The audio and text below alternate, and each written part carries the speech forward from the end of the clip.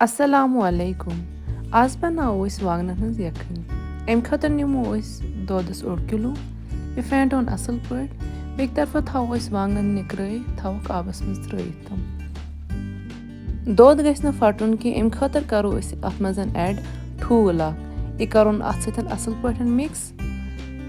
यह खालोन गैसस पे अत तोतान स्टायर कर योतान अत ग्रह खस कहें बे अत कहीं मसाल तोतान त्रावन अत आई ग्रक वो करो अत मज ऐड सारी मसाल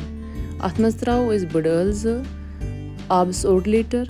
बे सब्ज ٲl 3 दालचीन कलम 1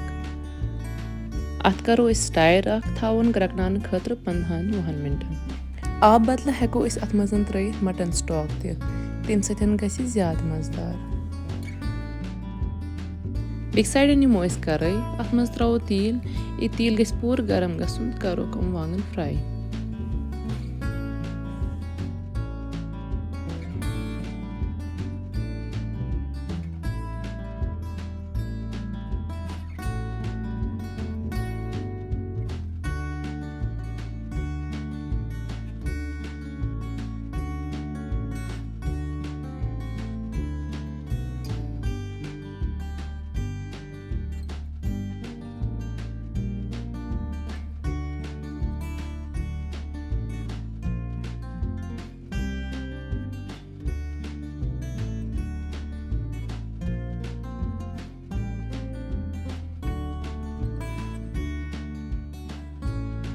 वांगन गई फ्राई असल वो कड़ोक प्लेट्स में नबर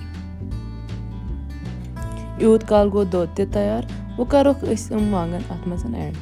यथ तीलस मज वांगन करे फ्राई सह तील ते करो अत मज ऐड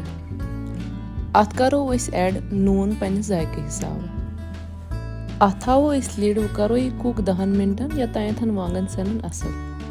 10 मिनट गई वो करो अत मज ऐड पदन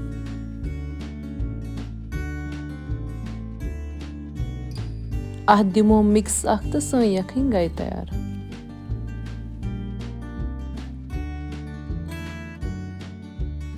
अच्छी उम्मीद कि तो आसो सान रेसिपी पसंद आमज सान चैनल करो सब्सक्राइब सान वीडियोस करो लाइक शेयर तो भी करो कमेंट।